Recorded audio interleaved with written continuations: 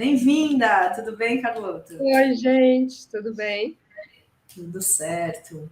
Carlota, a gente estava falando aqui de uma internauta aqui. Ah, mas o que o governo Lula já fez até agora? E só a gente listou aí um monte de coisa, mais médicos, Minha Casa Minha Vida, mudou a política de preços da Petrobras, que está se refletindo. Aumento das bolsas para pesquisa. Exato. Que a gente tinha esquecido, né? Retomou os programas de universidades federais, né, Carlota?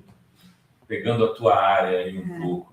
Então, como que você está vendo aí esses feitos? Aumento do piso dos professores, mais médicos, retomar... Bolsa Família com R$150 por filho, né? Então, Renato, Dri, tudo bem?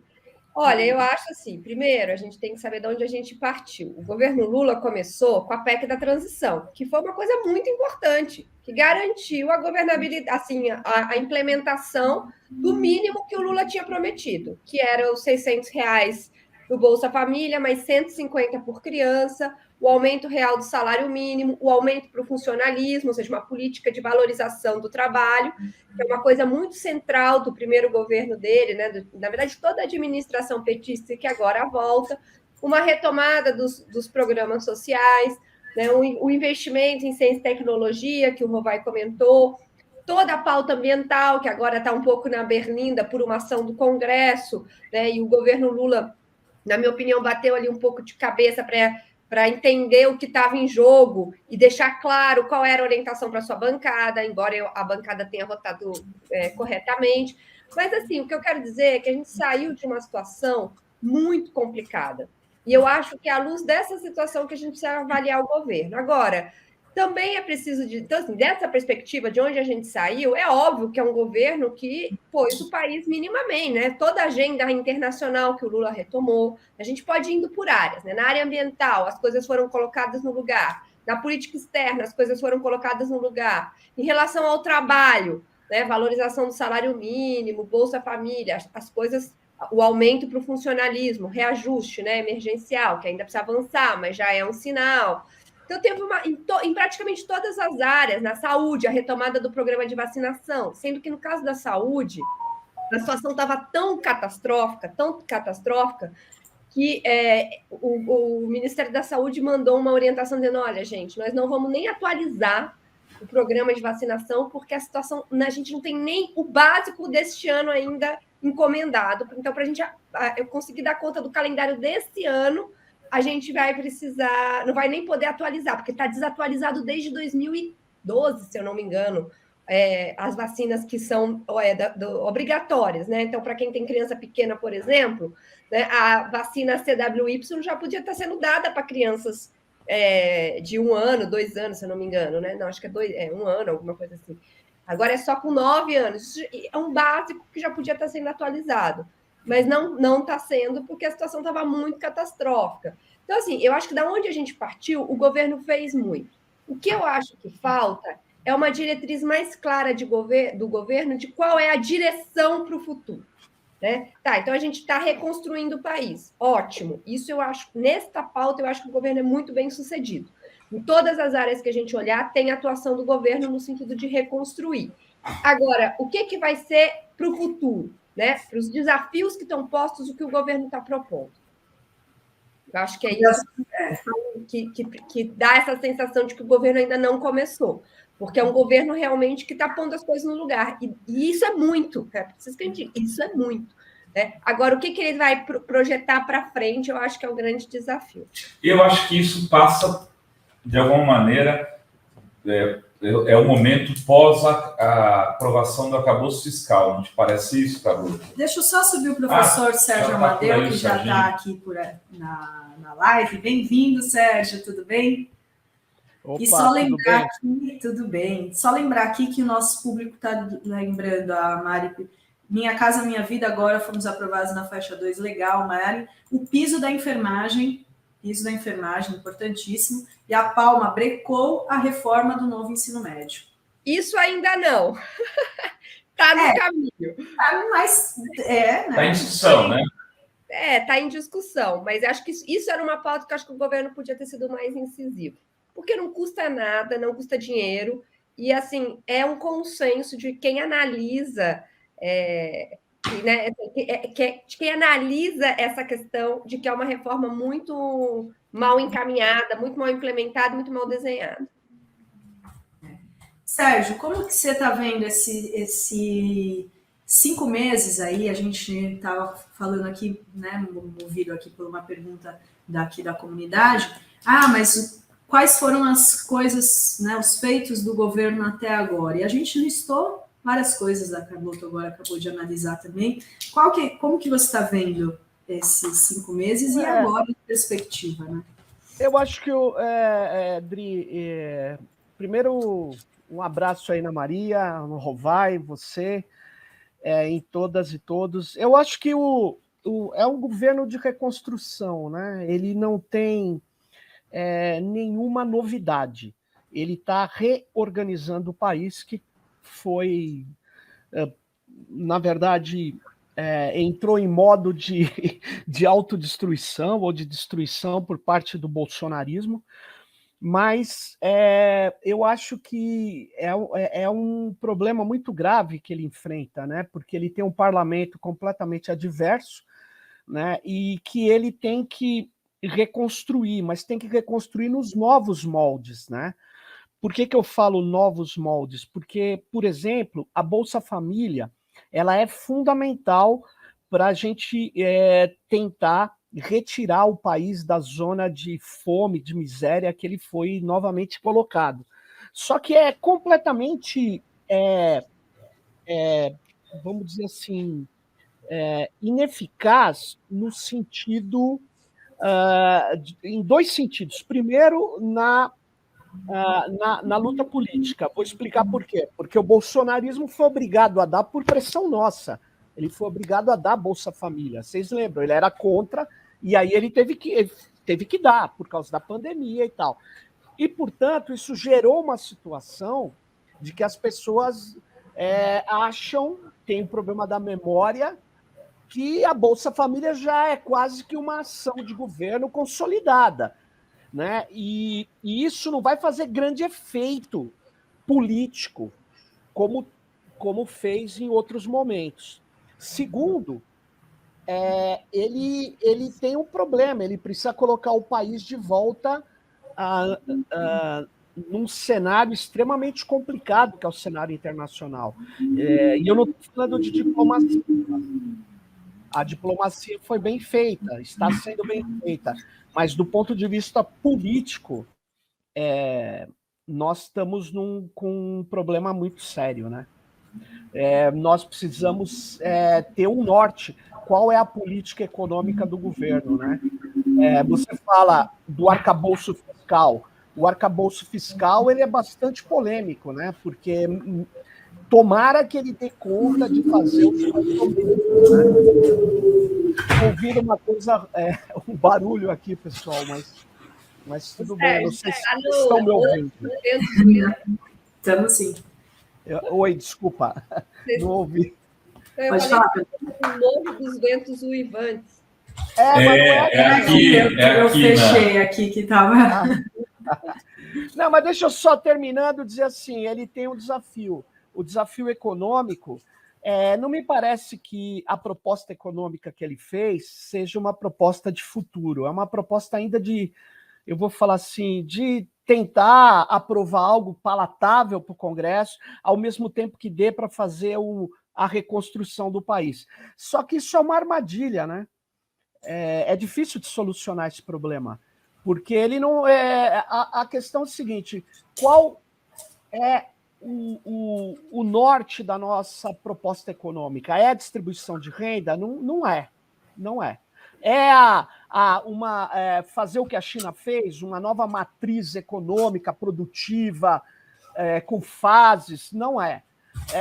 Então, a gente está, de fato, reconstruindo o Brasil dos escombros.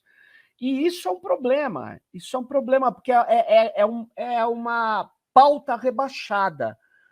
E quanto mais se rebaixa a pauta, mais o centrão se fortalece. Então, nós estamos numa encalacrada. A minha pergunta não seria melhor colocar questões que são cruciais para tirar o país desse lodo, desse lamaçal que ele está metido. A minha dúvida sempre é essa.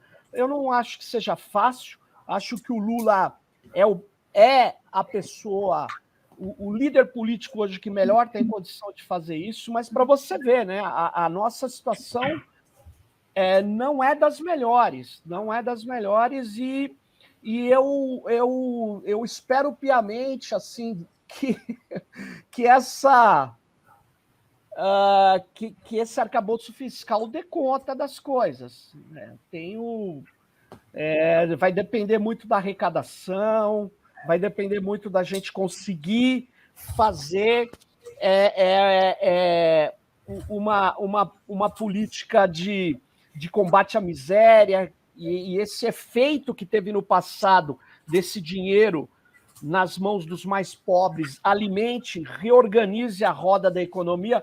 Eu não sei se vai ter o mesmo efeito. Então, assim, eu avalio que é um governo de reconstrução e que foi uma opção. A opção é de tentar não ir para o confronto, não jogar a população nas ruas, porque nós estamos numa crise muito grave, né? Tem um pessoal que diz que a gente está numa situação econômica da Índia, assim, e com uma participação política da Finlândia, né? Pois tá tudo bem. Agora eu pergunto, hoje o governo Lula tem na Câmara, por exemplo, os mais otimistas falam em 220 deputados. Como trabalhar nessa situação? Por exemplo, o governo tinha condição de ter algo mais ousado em relação ao arcabouço fiscal? Não foi uma vitória nesse sentido de conseguir aprovar ali quase como o Haddad mandou, né? Falando até que o Haddad se mostrou aí agora um articulador com o Centrão. Como avançar num cenário desse, onde hoje, né, o parlamento tem mais força, né, inclusive em relação ao orçamento, né, orçamento das emendas, etc. Carlotto. Bom, você vê que o Serginho, a gente tem até um diagnóstico parecido, né? Que assim, é um governo que é isso. Eu acho que no que tange a reconstrução, eu acho que ele está fazendo o que precisava ser feito. Se isso é suficiente, inclusive para reconstruir, é uma questão, né? Porque não é que a gente pode voltar ao que estava e o que estava ótimo, né? E mais, para reconstruir, você precisa de alguns consensos que eu não sei se tem. Acho que esse é o primeiro ponto. Segundo, que a desconstrução, claro, ela se intensificou muito com o Bolsonaro, mas ela tem um momento importante no golpe de 2016. E esse golpe de 2016 mudou, a gente diz, os analistas falam, não houve uma transição de regime. É verdade, mas houve uma mudança muito importante da maneira como o regime funcionava, que é justamente o poder do parlamento muito ampliado.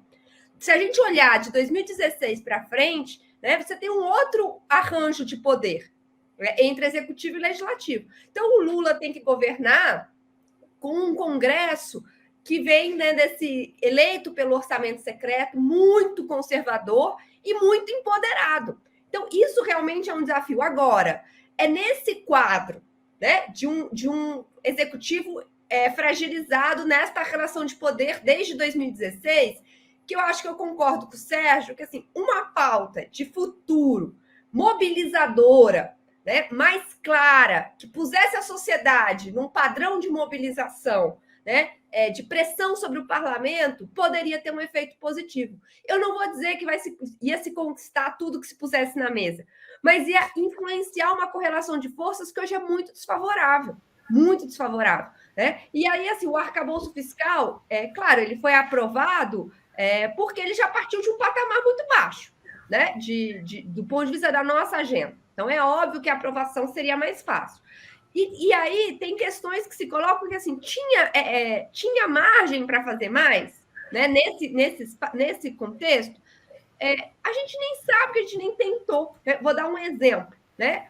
A questão dos bancos públicos, né? Do Tesouro poder enviar, suprir o investimento de bancos públicos. É uma coisa básica da nossa agenda, né, de esquerda, de desenvolvimento. Isso poderia ter sido contemplado, deixasse eles tirarem, porque nós tivemos que colocar uma série de travas, né, que já nos colocou num patamar muito baixo e que ainda piorou, e era evidente que o parlamento pioraria o arcabouço fiscal, isso aí eu não tenho muita dúvida. Mas talvez a gente pudesse ter partido de um patamar um pouco mais ousado. Mas isso tudo é achismo. O que eu penso, e aí não é achismo, é que nessa correlação de forças desfavorável, o que pode... Ou a gente aceita, né? E se dá por satisfeito, ou a gente tenta se mover. E eu acho que uma maneira de se mover, e acho que isso ainda está em tempo, né? Seria justamente apresentar essa proposta de futuro, né? Assim, o que o país quer ser daqui para frente, né? E pôr a sociedade em movimento, inclusive para construir novas alianças, né? Dentro dessa nova agenda aí, econômica e social para o país. Olha só, vocês acompanharam aí os resultados da eleição na Espanha? Falar disso, assim, a gente às vezes pede mais arrojo, né, dos nossos governos aqui, mas os sinais que vêm de fora são sinais bem ruins, né? No Chile, o governo Boric está numa situação bastante ruim, a situação também não está fácil na Colômbia. A gente tem sinais da Europa também bastante complicados. Esse sinal de ontem, né, o PSOE teve 1 milhão de votos a menos que o PP, foi varrido de todas as prefeituras, perdeu praticamente todas as regiões, e o Podemos acabou. Acabou, eu estou, né, exagerando, mas assim, não teve... Eu falei que ele já tinha acabado, de certa maneira, né, eu acho. Mas, assim, dessa eleição foi um enterro, né? Que, assim, aonde poderia ganhar ali, que não é o Podemos exatamente, mas tem uma frente em Barcelona, Quadra Colau, ela ficou em terceiro lugar. Sim. Então, o Renato, essa questão que você traz é bastante importante. Eu acho que ela é decisiva, porque o que está acontecendo é que existe um avanço da extrema-direita mundial, né, em todos os lugares, né? E é uma extrema-direita que combina uma estrutura de valores, uma lógica de valores muito perversa, né, para recuar tudo que a gente pode, que a gente obteve contra o reacionarismo, né? Eles querem recuar. E uma segunda coisa, na política econômica, eles querem destruir direitos sociais, destruir o que resta de direitos trabalhistas. É só você olhar o programa desses caras. É só você ver o Chile, inclusive. Então, a minha questão é o seguinte: esse cenário ele está dado, e ele não é novo, ele está se consolidando. É um cenário de disputa muito pesada. A minha pergunta é como enfrentar esse avanço da extrema-direita? É a gente reduzindo a nossa pauta? É essa a minha dúvida. No Chile, o que aconteceu é que na Constituinte, eu acho que a primeira Constituinte, né, a Constituinte que aconteceu, eu acho que o pessoal subestimou a extrema-direita, colocou uma série de questões que não tinham como ser mantidas, não colocou... O próprio Boric não colocou a questão da distribuição de renda, ele privilegiou outras pautas. E o que está acontecendo na Espanha é que lá nossa pauta já era rebaixada. Essa que é a questão. Eu não sei se é uma pauta radicalizada que levou à extrema-direita. Eu acho que a extrema-direita está nadando de braçada e ela tem muito de fascista, ela é fascista hoje, não é toda, mas ela é hegemonizada por esse arquétipo fascista, e nós estamos recuando como se o recuo fosse algo que fosse conter a extrema-direita.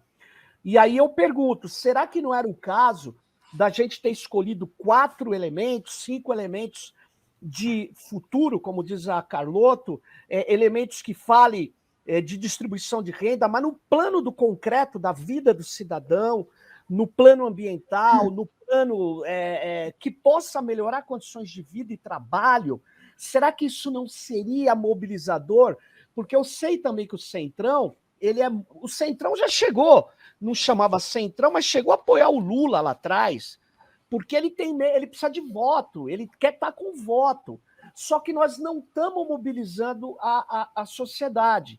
E eu sei que não é fácil a mobilização, que a gente está num clima muito de morno, uma coisa morna, só que o morno não é um terreno nosso, eu não sei, é nesse sentido que eu estou falando. Mas se você for pensar lá no Chile, o pessoal tentou radicalizar e deu ruim. Não, mas não estava radicalizando já. Não, a Constituição era muito mais progressista do que o sentimento geral da população. Mas o que eu puxou o freio de mão. O Boric puxou e não pôs a questão da distribuição, Renato. Ele pôs questões que são importantes. A questão, por exemplo, daquela comunidade indígena que é muito expressiva, esqueci o nome. Macuti. O que acontece é o seguinte, isso foi usado porque, assim, eles abriram tantos flancos em questões de valores que eles não conseguiram ter um mínimo denominador comum. Então, era mais fácil ser contra a Constituição do que ser a favor. Eu acho que isso é um problema. A pauta da melhoria das condições de vida, em geral, ela é uma questão, e distributiva também, que enfrentasse o neoliberalismo, coisa que o Boric nunca fez. Eu queria chamar essa atenção. E eu acho que a gente, de certo modo, a gente fala assim, bom, nós vamos enfrentar uma estrutura de poder dominante no Brasil, que é do financeiro e do ruralista. Eles têm muitos deputados, então a gente faz uma política meio ali. É possível que dê certo? Talvez, né? Talvez, tomara. Mas eu acho que não tem acordo com o ruralismo e com os financistas. Com a Faria Limer, eles querem a alma do trabalhador. Aliás, eles nem querem mais trabalhador, eles não chamam mais de trabalhador. Vocês já devem estar ouvindo, quem está nos ouvindo, o trabalhador não existe mais, eles chamam de colaborador, eles chamam de um monte de coisa. Eles querem destruir a figura e querem automatizar tudo que for possível para reduzir o confronto, para reduzir aquilo que é, na verdade, a sociedade, que é a luta dos grupos sociais por melhoria de vida, né? Eu não vou nem falar por tomar o poder, porque isso não existe, está distante, mas por melhorar suas condições de vida. Então, eu não sei, eu acho que na Espanha também o pessoal tinha o pessoal não conseguiu fazer um acordo da esquerda com o centro democrático, que teve muito voto, PSOE e tal, não conseguiu fazer um acordo para poder avançar na questão dos direitos sociais, que melhorasse a vida. É complicadíssimo isso. Você quer chamar a Carlotto para essa conversa aqui, mas dando uma ponderação aqui só, Carlotto. Na Espanha não foi o Vox que avançou, foi o PP. É um retorno do PP. É diferente. Não, mas veja, tudo bem. Mas você está dizendo que a direita é tradicional, né? Tá. Mas é porque o que eu acho é que, de todo modo, o espectro político já se moveu todo para a direita. Né? E isso não muda muito. E mais, é uma direita tradicional, mas também sob outra roupagem, né? Uma roupagem mais radicalizada. Agora, o que eu acho essencial, concordando com o Sérgio, como é que eu interpreto esse crescimento da extrema-direita? Veja, depois da crise de 2008, né, a não resolução daquela crise colocou todas as sociedades diante, primeiro, de uma intensificação dos conflitos sociais, distributivos, sobretudo, e uma discussão sobre o futuro. Ainda mais nesse contexto de guerra, isso mais ainda se coloca. Né? Então, você tem uma redução do horizonte de expectativas, né? E a força que cresce é a força que enfrenta o status quo, que é a extrema-direita. Ela enfrenta o status quo, isso é muito louco dizer isso, mas é verdade. Eles enfrentam o status quo com uma posição aquém, né? É para intensificar o neoliberalismo e é para colocar no lugar do Estado iniciativa privada de todos os tipos, da família, daí o conservadorismo, à religião. Né? Então, é uma destruição, eles surfam nessa destruição do horizonte de expectativas, apostando numa solução totalmente individualizada. Né? É o salve-se quem puder. Né? E a imagem máxima disso é a segurança pública, cada um cuida do seu. Veja, mas querendo ou não, é uma solução. Aparece para as pessoas como uma solução. A extrema-direita não está vendendo, está tudo bem. Vamos, entendeu? Vamos preservar o que tem. Só que o que eles estão propondo não vai resolver o nosso problema, vai piorar a nossa situação. Então, o que eu acho, e é por isso que essa questão do futuro é importante, é que a esquerda deveria se mover, né, para projetar uma pauta, para projetar uma solução, para enfrentar o status quo também, mas com uma proposta de futuro que seja melhor para a maioria e não para a minoria, como faz a extrema-direita, né? E aí, o que eu acho é que essa posição, e eu acho que o Boric é um símbolo muito importante disso, né, de você recuar, como disse o Serginho, né, em busca de um centro, de encontrar um centro e se somar a um centro que não existe mais, que não tem mais voto. Então, você está recuando a sua pauta em torno do quê?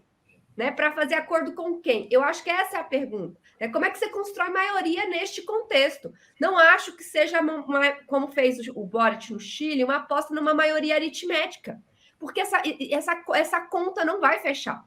Né? Não é porque a esquerda vai fazer acordo com o centro democrático que vai se somar aos votos do centro democrático, porque já se moveu, e é isso que a eleição da Espanha mostrou. Não tem centro. Né? É direita ou é esquerda. Então, como é que você constrói maioria? Constrói maioria afirmando uma pauta que seja transformadora do status quo, que reconheça que há uma crise, que a crise é grave e que as soluções que precisam ser colocadas na mesa são soluções ousadas. Né? E fazendo um enfrentamento do porquê que as soluções que a extrema-direita coloca, ou que a direita, sob nova roupagem, coloca, não vão resolver para a maioria. Vai resolver para a minoria. Para os homens brancos endinheirados, a crise deles vai ser resolvida. Agora, para a maioria da população, não tem futuro nesta pauta da extrema-direita. Mas pode ter futuro com uma pauta, como você acha, de 5 pontos, né, para enfrentar a crise. Agora, uma pergunta até aqui, antes de passar para o Sérgio, por exemplo, o Saulo fala aqui, os trabalhadores de aplicativo também são contra de serem regulamentados pela CLT. Na verdade, não é proposta de CLT, mas existe hoje convencer as pessoas de que ela sozinha, ela que venceu, né, o que é o neoliberalismo, incutir isso nas pessoas. Como trabalhar com reverter isso?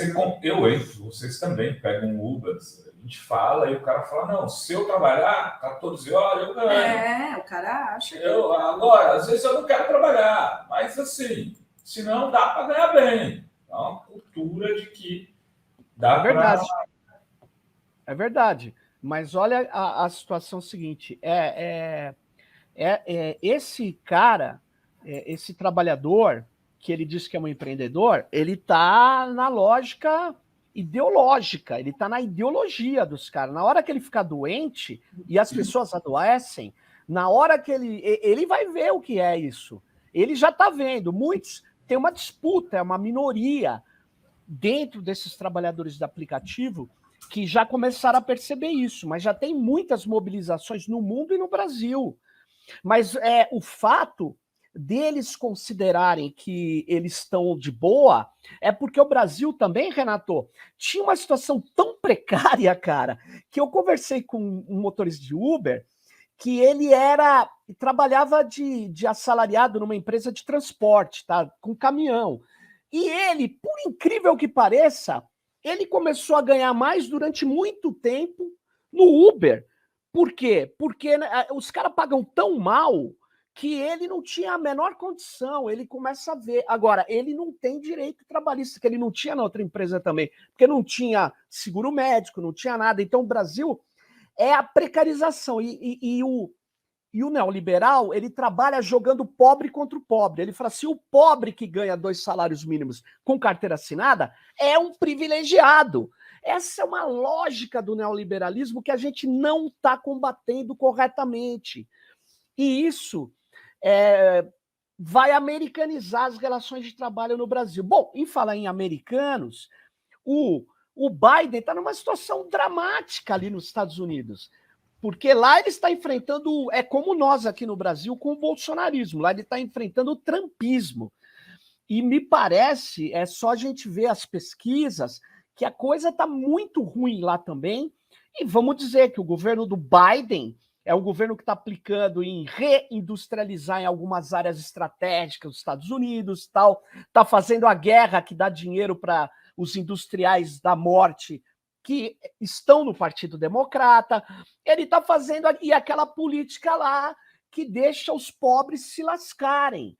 Então, ele é um democrata em si, mas não está conseguindo enfrentar o trumpismo. Me parece que vai ser uma eleição muito polarizada novamente, decidida no olho eletrônico ali.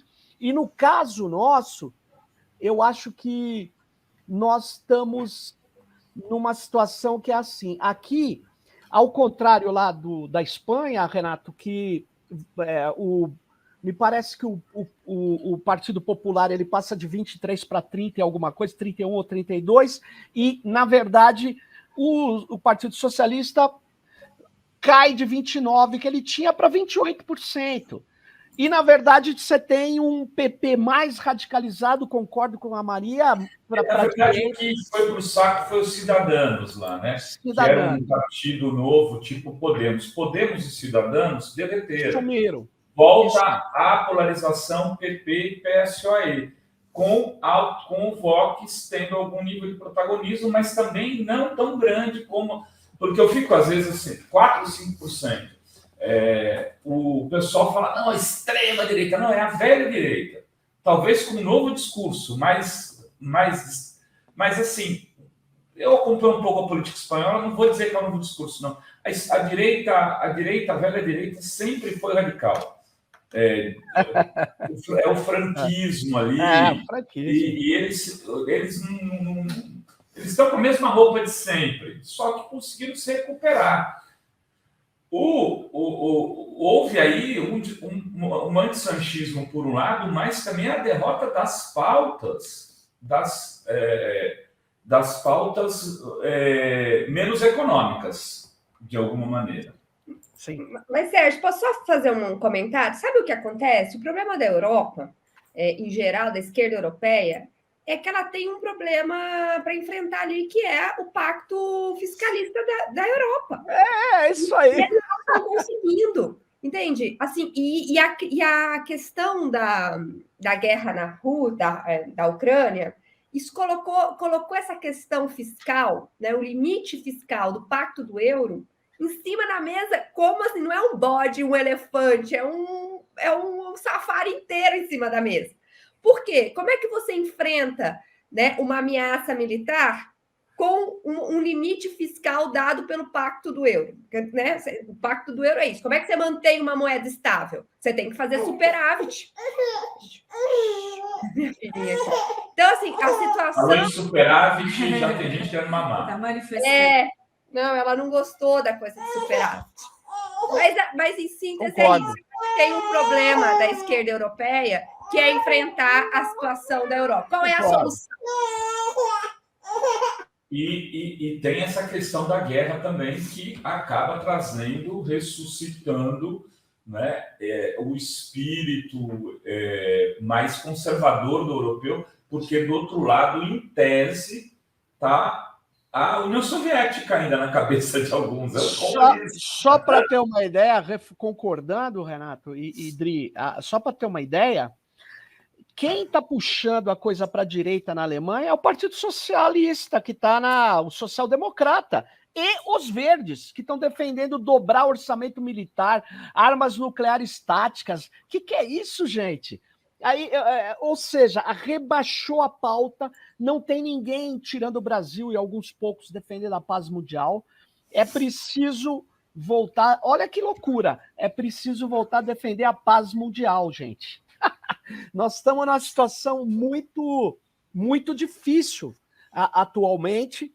E eu concordo, a guerra foi providencial para a direita mundial, é providencial, ela é negócio e ela é ideologia, sem dúvida alguma. E agora, a questão é a seguinte, nós vamos... quando a gente fala em reconstrução do Brasil, eu não sei, eu também uso esse termo que vocês estavam usando aqui, ele é bem forte, mas eu acho que nós não estamos num período de reconstrução, nós estamos no meio da guerra. Nós ganhamos uma batalha, por pouco. Nós estamos numa guerra, a guerra contra o fascismo e em aliança com o neoliberalismo. Essa que é a questão. Mas, por isso posso só me dar uma parte? Desculpa te interromper, te interrompi, foi mal.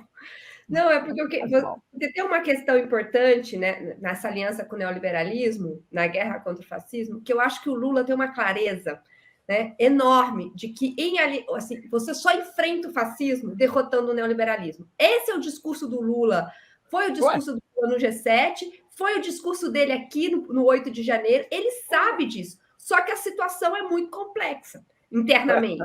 Mas ele está buscando, eu tenho a impressão que ele busca essas, assim, como é que o Lula hoje é uma voz anti-neoliberal no mundo e no Brasil. Mas ele vai contar com Maduro hoje, gente. Maduro chegou no Brasil. Maduro chegou no Brasil, né, Maria? Quer dizer, imagina, ele vai receber o Maduro. Ele estava conversando com o Putin esses dias. Ele citou o Erdogan pela vitória. Eu não estou nem dizendo que ele está certo ou errado em relação a isso. Só estou dizendo que ele está fazendo um papel de lidar na diplomacia, não como alinhado em contexto dos Estados Unidos. Mas o discurso neoliberal não tem a ver nem com o Erdogan, nem com o Maduro, nem com o Putin. O Putin é neoliberal. O Erdogan, ele tem aspectos de neoliberalismo, é menos neoliberal que o Putin. E o Maduro está envolto numa linha que eu não tenho conhecimento para falar, mas não sei. Eu acho que ele manteve a Venezuela aprisionada à maldição dos bens primários, que é o petróleo. Né? Ele manteve. E não estou dizendo que é fácil não manter. Agora, o Lula, ele tem dito, sim, eu concordo com a Maria, mas o plano econômico do governo Lula não é antineoliberal, né? É fiscalista. Mas também não é absurdo, não é um plano neoliberal tradicional. Não é. Não, ao contrário. Porque nós não estamos falando de programa de privatização no Brasil, não, claro. Muito pelo contrário. Nós não estamos falando de redução do Estado em Estado mínimo. Não, então, assim, não dá para falar que esse programa é um programa neoliberal clássico. Não, veja, mais ou menos, porque assim, eu concordo em parte. Eu acho que não veja, o enfrentamento que ele faz dos juros, né, a maneira como ele está lidando com os bancos públicos, todo o discurso dele contra a privatização da Eletrobras, eu acho que o Lula está se movendo dentro da pouca margem de manobra que ele tem, ele está se movendo numa direção anti-neoliberal. Nisso eu concordo. Agora, o arcabouço fiscal, quando ele congela naquele limite o crescimento das despesas, no longo prazo ele está reduzindo o tamanho do Estado. A gente até pode dizer que isso é o que dá para fazer por hora. Eu concordo com você. Não? Não. Quem? Desculpa. Márcio Postman. Eu vi ele diz o seguinte, tem espaço, tem recursos que o governo pode usar, inclusive de superávit primário no futuro, de superávit primário para investimentos. Aí é depender de como é que ele trabalhe com a relação PIB e investimento. Enfim, tem uma matemática. Além de tudo, esse é um plano para 4 anos, segundo o Postman. Eu acho que pode ser modificado a qualquer tempo. Não, e que vai depender da arrecadação. Ele é um plano muito mais flexível, mas a direção, e quando eu falo de tamanho de Estado, eu estou falando relação Estado-PIB. Né? Investimento é uma outra coisa, né? E acho que é um pouquinho diferente, mas isso são detalhes. Assim, a gente nem vale a pena, achei muito interessante. Eu só estou ponderando aqui, porque é engraçado isso. O Postman está numa posição distinta em relação a isso, falando que não tem, que ele não enxerga essa redução do tamanho do Estado na perspectiva de médio prazo.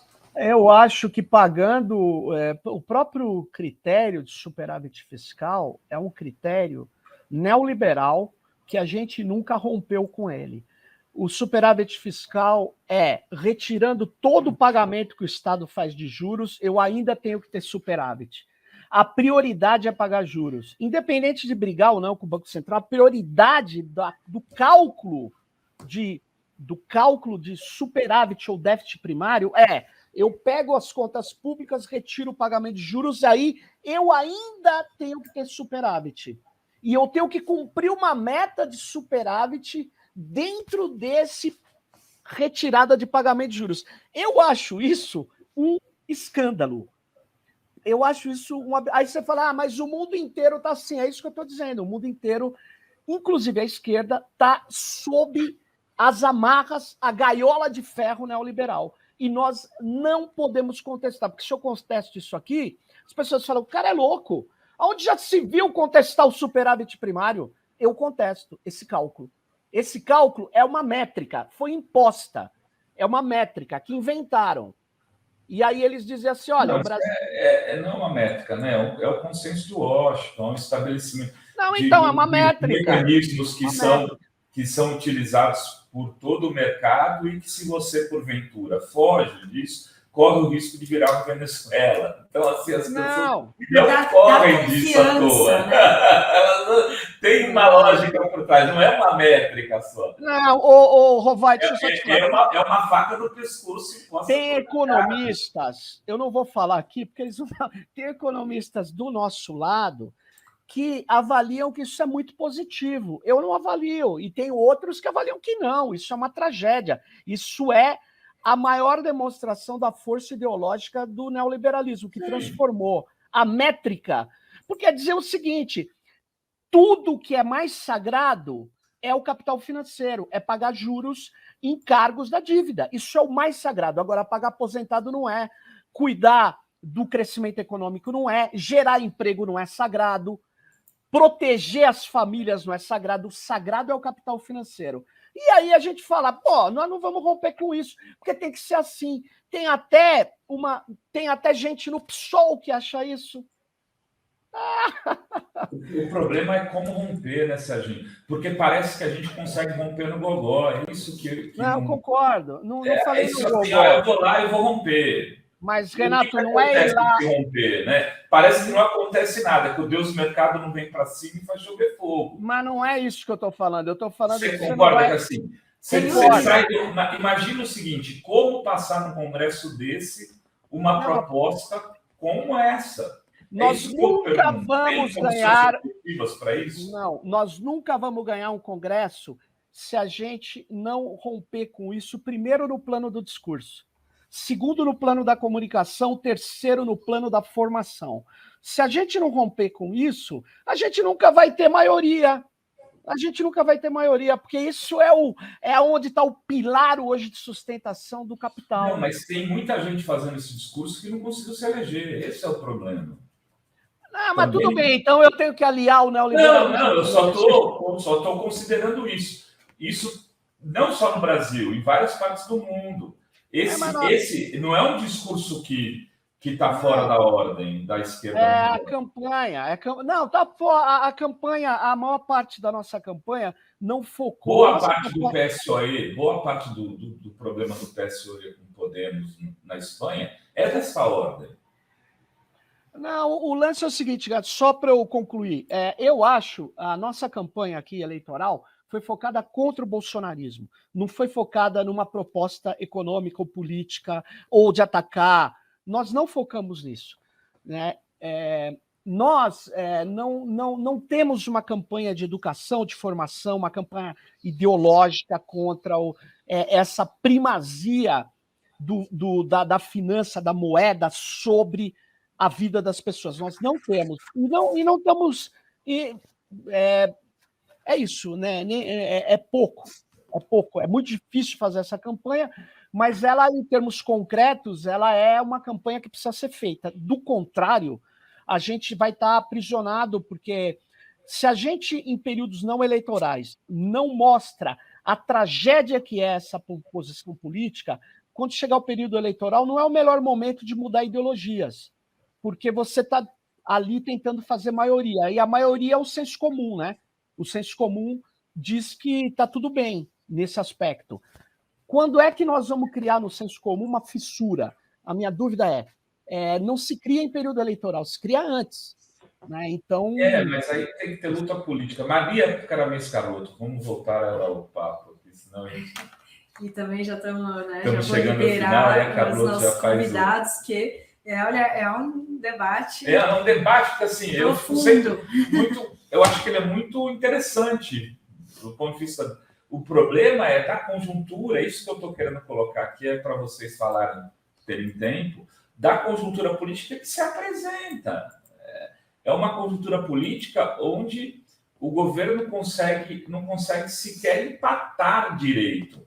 Né? O governo hoje não tem votos suficientes para impedir o impeachment, se precisar.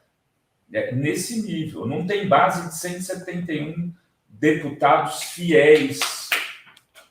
Então, eu concordo, mas assim,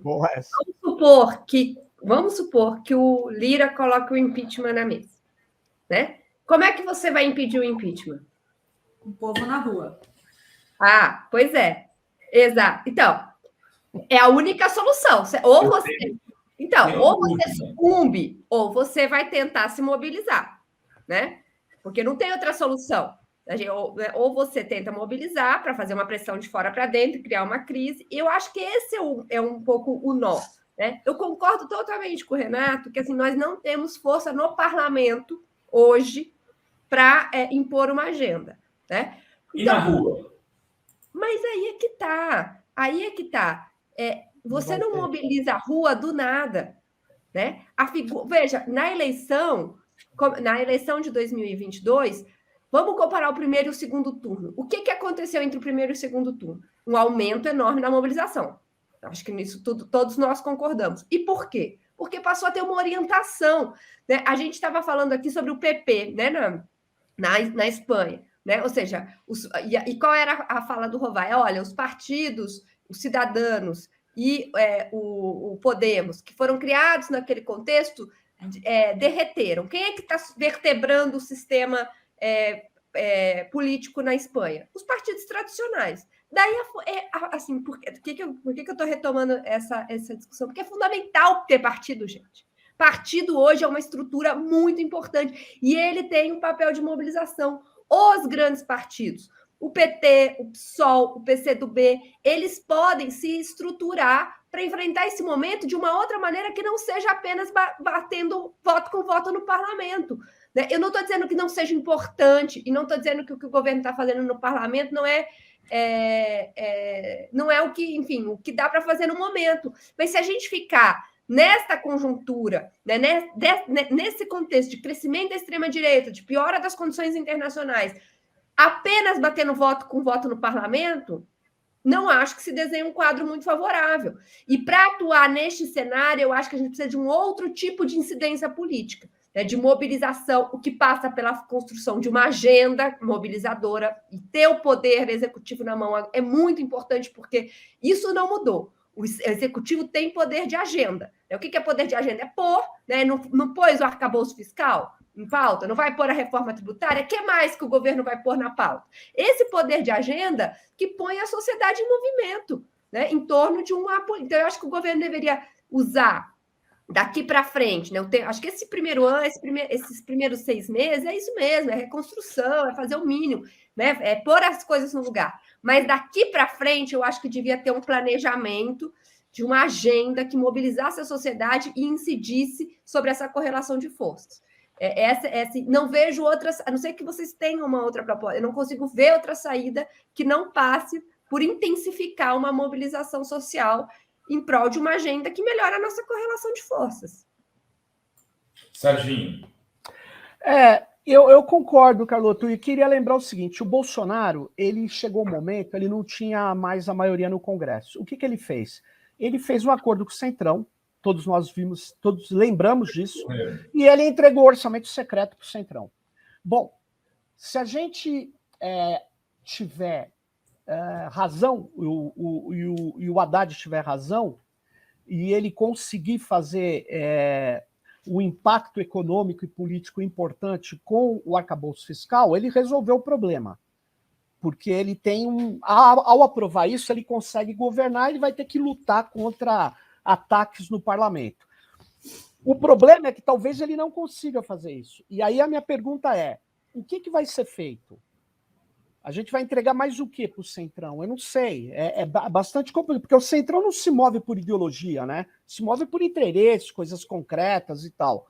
Então, é nesse sentido que, se você tem uma agenda mobilizadora, você tem que começar a lutar por coisas, mobilizar segmentos da sociedade por coisas. O problema é que a agenda mobilizadora, para mobilizar, ela precisa ser atrativa, ela precisa mobilizar, engajar.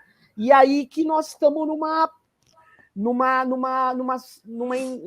enroscada, porque qual que é a política mobilizadora? E não se trata de comunicação só. Tem gente que fala, comunicação. Não é a comunicação, é a reivindicação também, é a finalidade. Então, é um ambiente muito delicado que nós estamos.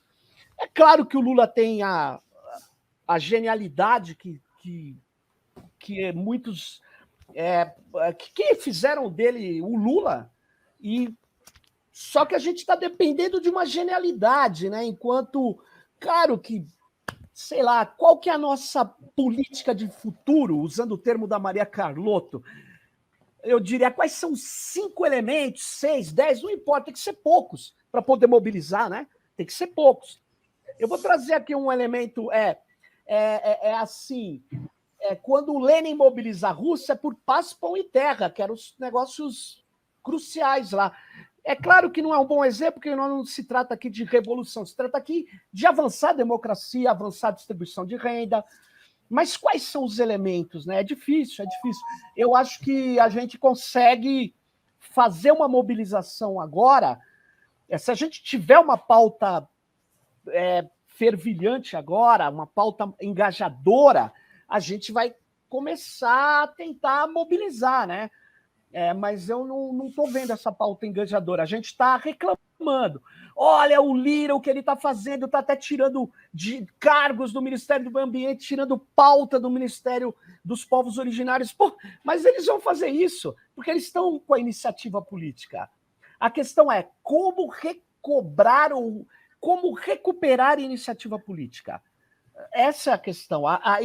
Eu sinceramente... Então, querendo colocar aqui a gente já está terminando, vou fazer um último comentário. E que eu acho, assim, qual o papel dos movimentos sociais nisso? Porque parece que a gente está discutindo que o papel é do governo de fazer isso. E na prática, os movimentos sociais no Brasil, se você pedir esse agendamento, essa agenda 7, né, você não chega a termo. Inclusive, o movimento sindical. Qual é hoje o papel do movimento sindical na construção política de um projeto de nação? Qual é o papel hoje do movimento socioambiental de um projeto de nação? Aonde estão organizados? Que tipo de inserção real? Quantos deputados elegeram? Como conseguiram transformar essa ação política em votos em algum momento? Então, a gente tem um déficit organizacional que não passa pelo governo só. Eu queria ponderar isso, entendeu? Que eu fico muito preocupado, porque às vezes assim, parece que o governo tem que fazer a pauta da sociedade. Eu acho que é dialético. Eu acho pode ser dialético. O problema é que tem um déficit do outro lado aqui que não pode ser ignorado. Mas é que essas coisas estão... Assim, é verdade. Mas, por exemplo, o movimento indígena, só para dar esse exemplo, né, é um movimento hoje fortíssimo, extremamente organizado, com capacidade de ação, de mobilização, né, pôs uma pauta, criou um ministério para si, né? Não é isso? Então, estou dando esse exemplo. Amanhã vai ter votação do marco temporal, não conseguiu impedir que o Lira botasse essa pauta na... É um movimento importante, é um movimento simbolicamente importante, mas ele tem inserção pequena do ponto de vista real da sociedade. Tanto é verdade que que eles elegeram uma única deputada e perderam uma deputada que eles tinham. Duas, não é? Duas. A Joênia não se elegeu. Se elegeu a Chacriabá. A Guajajara. Não, mas o que eu quero dizer é assim, o que eu quero dizer, vou colocar em outros termos. Eu acho que existe, eu não estou negando que tem um déficit organizacional, tá? E não estou dizendo que toda a responsabilidade dessa agenda é do governo, mas eu acho que tem uma dialética. Eu acho que o governo, quando coloca em pauta, certo, determinados temas, dizendo, olha, eu tenho um compromisso com esta agenda, certo? Você cria um pacto com a sociedade que põe essa sociedade em movimento. Veja, Rovai, eu não estou dizendo que vai funcionar, mas eu também não estou enxergando nenhuma outra saída que não passe por isso. Né? E acho que o governo tem uma responsabilidade, né, por esse poder de agenda que ele tem, de pautar o Congresso, de colocar... Quem é que tem esse poder na mão? É o Lira e o Lula, certo? Mas se a gente ficar nesse discurso, quando a gente for oposição, então a gente está frito, né? Tá bom, mas... Porque a gente não tem movimento social organizado. Não, mas olha, muita água vai rolar embaixo dessa ponte. Porque a gente tem que fazer a reflexão de por que o movimento social chegou nesse nível de desorganização e de falta de protagonismo. Mas então, é que agora... Eu acho que essa reflexão é necessária. Mas o governo... mas o recado que se diz é que é um governo de reconstrução, que está tudo caminhando, o movimento social vai se mobilizar para quê?